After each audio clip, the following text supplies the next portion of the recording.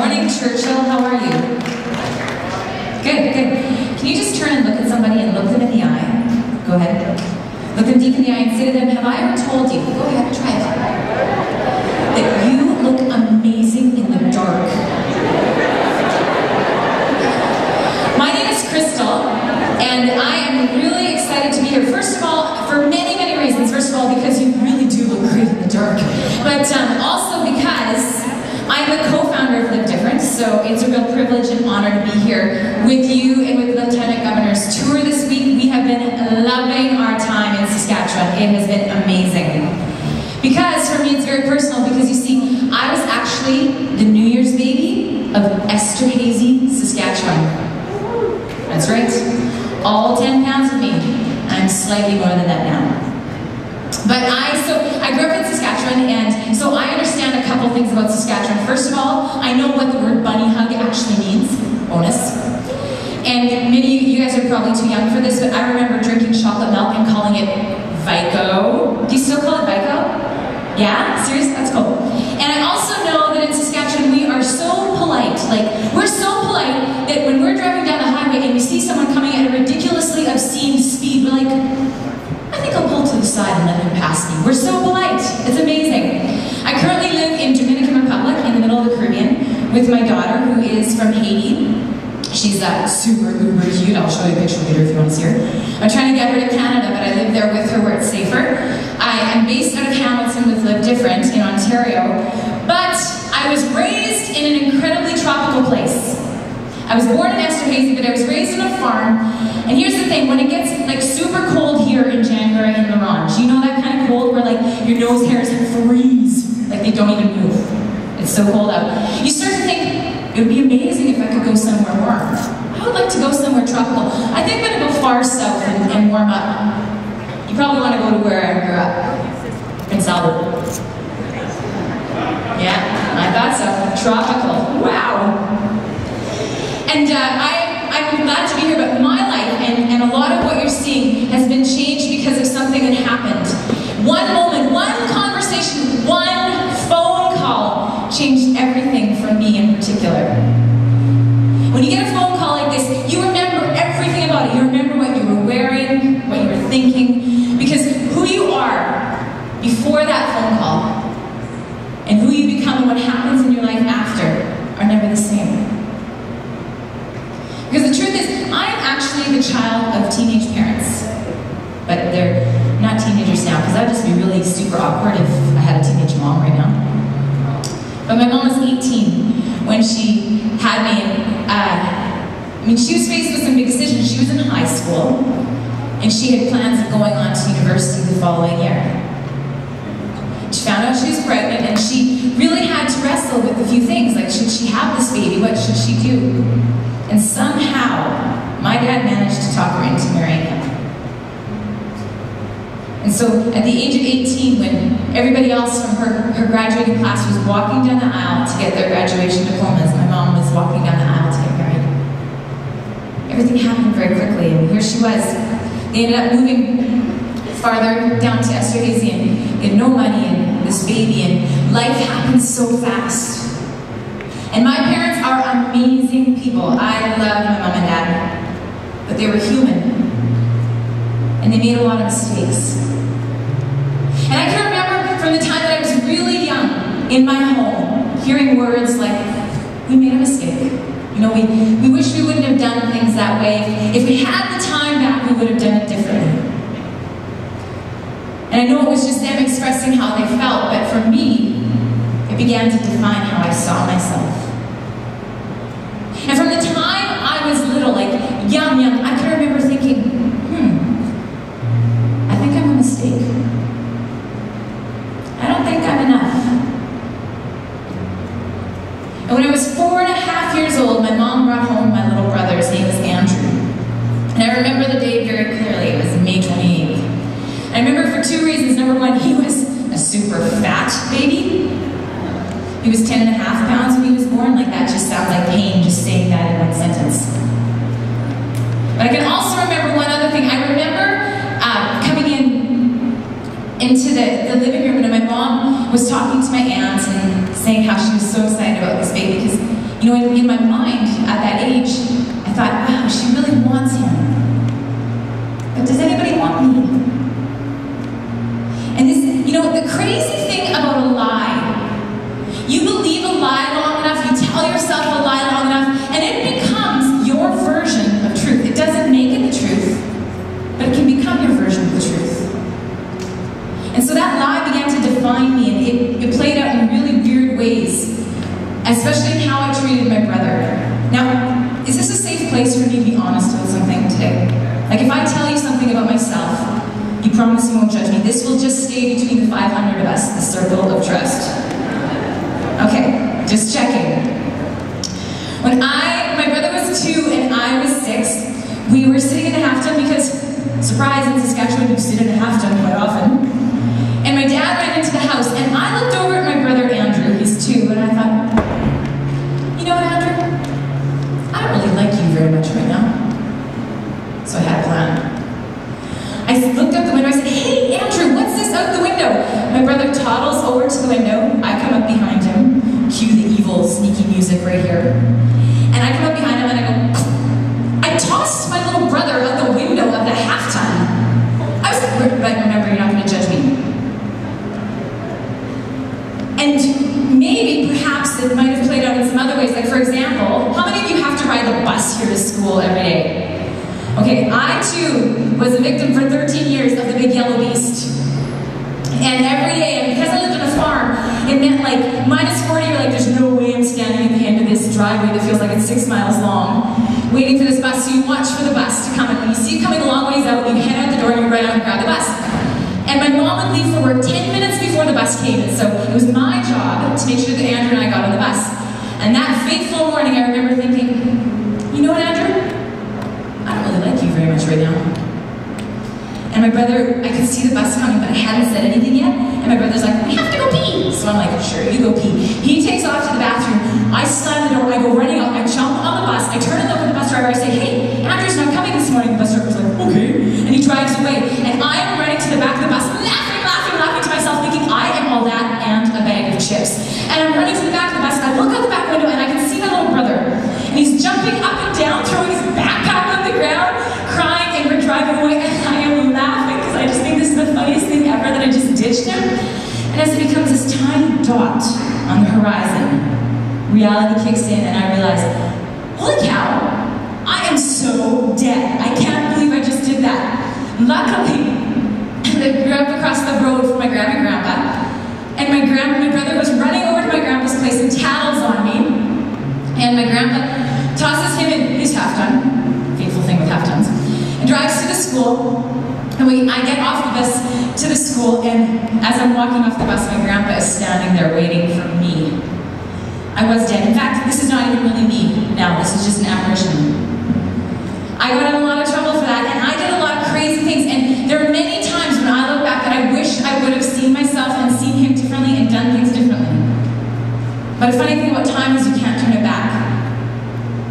And as life began to move on, and things in my family began to develop, sometimes there's a lot of stress in our home. Maybe you can relate to this. There'd be a lot of fighting, there'd be a lot of harsh words that are exchanged, and in an effort to try to make everything through it, we all began to deal with things differently. And my dad began to deal with it in ways that weren't good.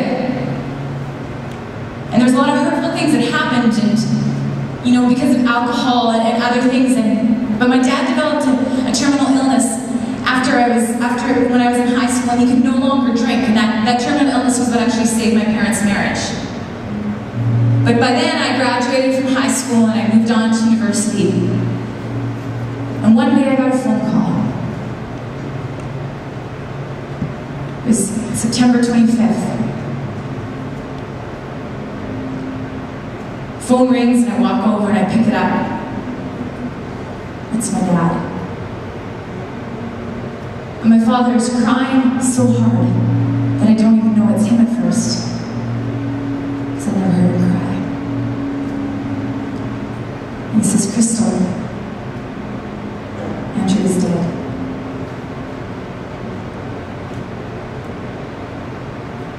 Andrew Duncan was my 20-year-old brother, and he is forever frozen in time at that age. He was 6 feet tall, and he had dirty blonde hair and blue eyes like mine. And he had hands just like my dad.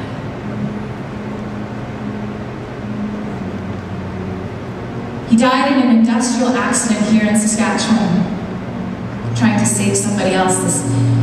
He was working for this company, and they would go down to big hog farms, and they would put all the hog sewage on the back of a truck, and then they'd drive over a field and they'd fertilize the field with it. But on the night that his accident happened, they didn't have the proper equipment, and so they were cleaning up this tank with pond water. And when the pond water mixed with the pig manure, it created this deadly gas called hydrogen sulfide. You breathe it in, it sucks the oxygen out of your pores, and you're dead under 3 minutes. And my brother, this guy went in and he fell into the tank. He was overcome by the fumes, and my brother and another guy went in to pull him out, but they were overcome, and they found their bodies 8 hours later, buried in pig manure. The fourth guy was sitting in the cab of this truck, and he couldn't even make any sense. All he kept saying was, "This is my life." And there's so much that I can't remember, but there are 2 particular moments that I remember in that time in my life. I remember that night, we went to the University of Saskatchewan Hospital. My mom and dad wanted to see my brother's body before it went for the examinations, and so I remember walking through the doors of this hospital. And I'm walking down this long hallway, and I feel like I am drowning. Because I can't put the 2 things together. Reality and what I'm feeling are not, they just won't agree. And I walk up to the door of the room where they brought us, and I'm about to push the door open, and I can remember the door. There's this big metal plate on the door, and I'm about to push it open, and the counselor that was with us, he puts his hand on my arm, and he says, "Wait." He said, "You just need to prepare yourself for the smell in that room." And I hadn't thought about it. So I take a deep breath. And I pushed open the door. And every time I talk about it, I can picture the room. There's a little wooden chair right here. It's a small square room. And over here, in a hospital bed, with a white sheet pulled over him, was my little brother. And I remember walking up, and I pulled back the sheet, and I stood there for a moment by myself, and I held my breath. I think I thought that if I held my breath, it would somehow make his chest start to rise and fall. So I just wanted so much for him to breathe. My parents come out from behind me, and they're on the other side of my brother's body, and my mom is kissing his face, and my dad is laying his head on my brother's chest, and they're saying, "My son, my son." And I realized that all of a sudden there's this terrible smell in the room, and none of us even noticed the smell. Because in that moment, who he was far more precious than anything else. And as I'm standing there, I think back to 2 months earlier. I'm sitting in a Wendy's restaurant on Isle Wild in Saskatoon. My brother and I were sitting there across from each other, and we're laughing about something, and Andrew leans forward and he puts his elbows on the table, and I looked down at his hands, and I thought, wow, his hands are like Dad's. And I'm looking at him as he's talking. You ever have that when you're talking to someone, but you're having this own conversation with yourself in the back of your head? And I look at him and I realize, wow, Andrew, you've become this amazing guy. I'm so proud of you, and I never took that moment to tell him. And here I was, looking at his body, wishing that for one minute, I could turn back the clock. But I would have told him. 5 days later, we buried him, September 30th. And that night, after the funeral, there was 900 people at his funeral that came to pay tribute to his life. That night after the funeral, I'm sitting on the step outside of my mom and dad's house, and I'm looking out at the stars. It was an amazing night out. And I asked myself this question. All those old lies from all those years of believing lies came back to me, and I can remember them so clearly. And I began to recount to myself all the things that I'd screwed up in my life. And there was a long list. Crystal, you really are a mistake. You keep on screwing everything up, and you will never feel like you are enough. And I promise you, as sure as I'm standing here on the stage, this is what happened. About a minute after I was telling myself these things, someone comes out, I can hear the door open behind me. They come out and they sit on the step beside me, and they reach over and they take my hand. It's my dad. My dad says, you know what, Crystal? I love you.